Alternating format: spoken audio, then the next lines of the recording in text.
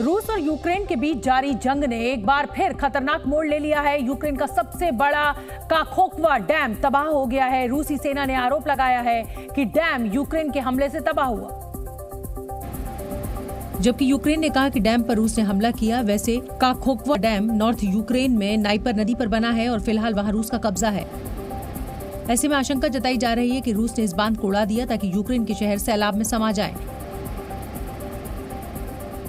Satellite तस्वीरों से भी तस्दीक हुई कि डैम के तबाह होने से 2 दर्जन से अधिक गांवों में बाढ़ आ गई। जहां पहले आबादी और हरियाली नजर आती थी, वहां सब कुछ जलमग्न हो गया। काखोवका डैम के तबाह होने से 42,000 लोग बाढ़ के खतरे की जद में आ गए। यूक्रेन शासित कुल 24 गांव सैलाब में समा गए, जबकि 300 जानवर मारे गए। बांध का पानी कई इलाकों में फैल गया, जिसके बाद आसपास के गांव खाली कराने पड़े। बांध टूटने के बाद राष्ट्रपति व्लादिमीर जेलेंस्की ने इमरजेंसी बैठक बुलाई और इसे रूस की नापाक साजिश करार दिया। काखोवका डैम के तबाह होने के बाद खैरसॉन को अलर्ट पर डाल दिया गया है। चूंकि खैरसॉन के ज्यादातर हिस्से रूस के कब्जे में हैं, इसलिए हर किसी तक यूक्रेन की सरकार मदद नहीं पहुंचा पा रही। ऐसे में खैरसॉन के लोग अपनी मदद खुद ही करने को मजबूर हैं। सड़कों पर जमे पानी के बीच से होते हुए लोग सुरक्षित इलाकों की ओर जाते दिखे। रूस यूक्रेन युद्ध में सैलाब बम से त्रस्त हुए बच्चे, बूढ़े और जवान अपना घर बार छोड़कर भागते नजर आए। Плавает вся мебель, холодильники, продукты, все цветы. Все плавает. Что работать, ничего не знаю. रूसी सेना की मौजूदगी के बीच यूक्रेनी अधिकारी 17,000 से अधिक लोगों को सैलाब से निकालने के मिशन में जुटे हैं। वहीं यूक्रेन ने अनुमान लगाया कि लगभग 100 गांव और कस्बों में बाढ़ का पानी घुस जाएगा और 5-7 दिनों के बाद ही इसके स्तर में गिरावट आएगी। नॉर्थ यूक्रेन में नाइपर नदी पर बना काखोवका डैम 30 मीटर लंबा है और 3.2 किलोमीटर इलाके में फैला हुआ है। इसे सोवियत शासन के दौरान 1956 में बनाया गया था। लेकिन सबसे अहम बात यह है कि इसी डैम से क्रीमिया और ज़पोरिज़िया न्यूक्लियर प्लांट में पानी पहुंचाया जाता है। इसी बांध से ज़पोरिज़िया स्थित यूरोप के सबसे बड़े परमाणु संयंत्र के लिए ठंडा पानी मुहैया कराया जाता है। हालांकि इंटरनेशनल एटॉमिक एनर्जी एजेंसी ने दावा किया है कि ज़पोरिज़िया न्यूक्लियर पावर प्लांट को काखोवका डैम के तबाह होने से कोई नुकसान नहीं होगा। परमाणु संयंत्र को ठंडा पानी पहुंचाने की पर्याप्त व्यवस्था है। But one thing is clear. This is another devastating consequence of the Russian invasion of Ukraine. And we are seeing the effects in the city of Kherson, the town of Nova Kakhovka, and 80 other towns and villages along the Dnipro River. लेकिन संयुक्त राष्ट्र ने काखोवका dam की तबाही पर कड़ी प्रतिक्रिया दी और इसे रूस की ओर से यूक्रेन पर आक्रमण बताया। जिस नोवा काखोवका डैम को तबाह करने पर रूस और यूक्रेन आमने सामने हैं, उसे 1941 में भी ध्वस्त किया गया था। 29 अगस्त 1941 को तत्कालीन सोवियत संघ के प्रवक्ता लोजोवस्की ने मीडिया को एक बयान दिया था। उन्होंने बताया था कि ज़पोरिज़िया में नाइपर नदी पर बने बांध को तबाह कर दिया गया है ताकि वो नाजी डाकुओं के हाथ न लगे। बांध तबाह कर यूएसएसआर ने जर्मन सेना को आगे बढ़ने से रोकने की कोशिश भी की थी। बांध को सोवियत संघ ने अपने पहले 5 ईयर प्लान यानी पंचवर्षीय योजना के तहत बनाया था। काखोवका डैम को दोबारा बनाने में 8 साल का वक्त लगा था। इससे नाइपर नदी के दोनों तरफ पानी की आपूर्ति को पूरा किया जाता था। राजस्थान के जैसलमेर का एक वीडियो सोशल मीडिया पर खूब वायरल हो रहा है। सगाई टूटने से लड़का इतना बौखलाया कि उसने लड़की को अगवा कर लिया और फिर खेत में ले जाकर ही लड़की के साथ जबरन 7 फेरे ले लिए, जिसका वीडियो अब तेजी से वायरल हो रहा है। वीडियो में दिखा कि भरी दोपहरी में शादी हो रही है। मैदान में सूखी घास जलाकर एक सन की युवक लड़की को गोद में उठाकर 7 फेरे लेते दिखा। लड़की चीखती चिल्लाती रही, छोड़ने की गुहार लगाती रही, लेकिन लड़के के ऊपर तो सनक सवार थी। उसने लड़की को गोद में उठाया और 7 फेरे की रस्म पूरी कर ली। आरोपी युवक का नाम पुष्पेंद्र सिंह है और ये जिस लड़की को किडनैप करके शादी करने की कोशिश कर रहा है, उसके साथ उसकी शादी होनी थी। लेकिन ऐन मौके पर लड़की का मन बदल गया और वो किसी और से ब्याह रचाने की तैयारी में थी और यही बात इस किडनैपर से बर्दाश्त नहीं हुई और उसने इस तरह का प्लान बना दिया। पुष्पेंद्र अपने साथ कई लोगों को साथ लेकर लड़की का अपहरण करने पहुँच गया और भरी दोपहरी में लड़की से जबरन शादी कर ली। जैसलमेर में उठ रहे रेतीले तूफानों ने लोगों की परेशानियां बढ़ा दी हैं। राजस्थान के जैसलमेर में उठ रहे रेतीले तूफानों ने प्रदेश के कई राज्यों के अलावा दूसरे राज्यों को भी अपने आगोश में ले लिया है। विजिबिलिटी कम होने के कारण सड़क हादसों का खतरा बढ़ गया है।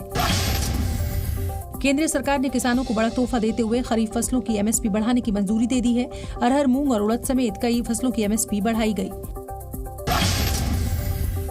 कांग्रेस महासचिव प्रियंका गांधी 12 जून को मध्य प्रदेश का दौरा करेंगी। प्रियंका जबलपुर में नर्मदा पूजन के कार्यक्रम में भी शामिल होंगी। वहीं बाद में एक जनसभा को संबोधित करेंगी। बता दें, मध्य प्रदेश में विधानसभा चुनाव इसी साल नवंबर में होना है। बीजेपी अध्यक्ष जेपी नड्डा नोएडा में टिफिन पर चर्चा कार्यक्रम में शामिल हुए। बीजेपी अध्यक्ष ने कार्यकर्ताओं के साथ खाना खाया और 2024 चुनाव की रणनीति को लेकर चर्चा भी की।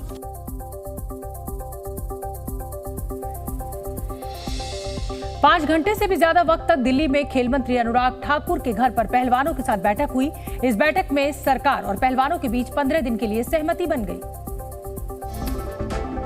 और इस समय की बड़ी खबर आपको बता दें, बैठक में शामिल पहलवान बजरंग पुनिया का कहना है कि सरकार ने पहलवानों को भरोसा दिया है कि 15 जून तक जांच पूरी हो जाएगी। बजरंग पुनिया का यह भी कहना है कि सरकार ने उनसे अपील की है कि पहलवान 15 जून तक प्रदर्शन ना करें। वहीं बजरंग पुनिया का यह भी कहना है कि खिलाड़ियों के ऊपर जो एफआईआर दर्ज हुई है उसे भी सरकार वापस लेने पर सहमत हो गई है। बजरंग पुनिया ने जानकारी दी कि सरकार के प्रस्तावों को वो खाप किसान सहित सभी संगठनों के सामने रखकर कोई फैसला लेंगे। यानी 15 जून तक अब प्रदर्शन नहीं होगा, आंदोलन नहीं होगा। बजरंग पुनिया ने ऐसा कहा कि सरकार ने उनको आश्वासन दिया है और खिलाड़ियों के खिलाफ जो एफआईआर दर्ज की गई है उसको भी निरस्त किया जाएगा। जो गवर्नमेंट के साथ हमारी बात हुई है खेल मंत्री जी के साथ कि 15 तारीख तक 15 जून तक जो पुलिस की जो कानून का जो पुलिस की प्रक्रिया चल रही है वो पूरी करने की बोली है। और उन्होंने बोला कि 15 तारीख तक आप कोई भी प्रोटेस्ट ना करें। तो हमने जो उन्होंने प्रपोजल कुछ बिंदुओं में बात हुई कि खिलाड़ियों का सुरक्षा का ध्यान रखा जाएगा, महिला खिलाड़ियों का भी और पुरुष खिलाड़ियों का भी, और जितने भी केस खिलाड़ियों के ऊपर हुए हैं वो वापस लिए जाएंगे। तो वो चीजें सरकार ने मानी है। और जो हमारे साथ बातचीत हुई है वो हम जो हमारे समर्थक हैं, खाप चौधरी हैं, जितने भी हमारे साथ संगठन जुड़े हैं, चाहे वो महिला संगठन है चाहे वो किसान संगठन है, हम सब के सामने वो प्रस्ताव रख देंगे। 1-2 दिन में हम उनकी सहमति उनसे बात करके उनको बता देंगे कि ये चीजें बात हुई है, ये चीजें हम बात हुई है। अब सवाल उठता है कि सरकार पहलवानों के मामले को सुलझाने के लिए अचानक इतनी एक्टिव कैसे हो गई। शनिवार को भी गृह मंत्री अमित शाह ने पहलवानों के साथ मुलाकात की थी और खेल मंत्री के साथ पहलवानों की ये दूसरी बैठक थी। पहले भी एक बार बातचीत हो चुकी है लेकिन कोई नतीजा नहीं निकला था। लेकिन सूत्रों के मुताबिक प्रधानमंत्री मोदी के अमेरिका दौरे से पहले सरकार इस पूरे मामले का समाधान निकालना चाहती है। सरकार इस विवाद को और लंबा नहीं खींचना चाहती है। सूत्रों की माने तो बीजेपी को भी लगता है कि विवाद लंबा खींचने से नुकसान हो रहा है। बीजेपी को जाट वोटों की नाराजगी का भी डर सता रहा है। इस विवाद में खापों के कूदने से भी पार्टी की परेशानी बढ़ गई है। 28 मई को पहलवानों को जिस तरह पुलिस ने घसीटा और उसकी तस्वीर से अंतर्राष्ट्रीय स्तर पर भी भारत की छवि पर असर पड़ा है। विपक्ष भी इस मुद्दे पर बीजेपी के खिलाफ माहौल बनाने में जुटा हुआ है। इसलिए सरकार चाहती है कि इस मामले का जल्द समाधान हो जाए। हालांकि रेसलर साक्षी मलिक का कहना है कि वो बड़े बूढ़ों की सलाह के बगैर कोई फैसला नहीं लेंगे। ये प्रपोजल दिया है, हम अपने बड़े बूढ़ों को दिखाएंगे, जो हमारे संगठन है, हमारे सारे समर्थक हैं, आम पब्लिक से लेके सबके आगे जो प्रपोजल है वो हम दिखाएंगे।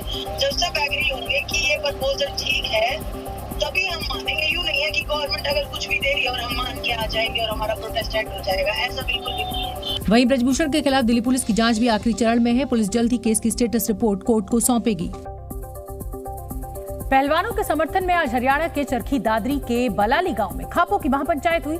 महापंचायत में पहलवानों की मांगों को लेकर 21 सदस्यीय कमेटी भी बनाई गई जिसने पहलवानों की मांगों का खुलकर समर्थन किया। महापंचायत में 40 खापों के प्रतिनिधियों के सुझाव सुनने के बाद कमेटी ने ये फैसला किया।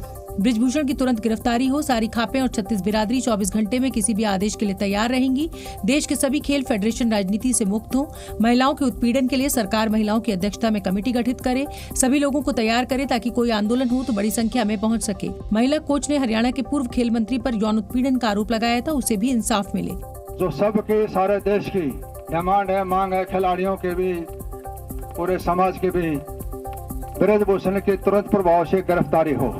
वहीं खाप महापंचायत में शामिल रेसलिंग कोच महावीर फोगाट ने भी ब्रजभूषण की गिरफ्तारी की मांग की। सारी खाप पंचायतों का मैंने तो यही है, बस ब्रजभूषण एक ही मुद्दा है, ब्रजभूषण को गिरफ्तार किया जाए और जो निष्पक्ष जांच एजेंसी जांच कुराकीन है उसको सजा दिलवाई जाए। खाप पंचायतों के मुताबिक पहलवान जो फैसला लेंगे वो उसी के मुताबिक आगे बढ़ेंगे।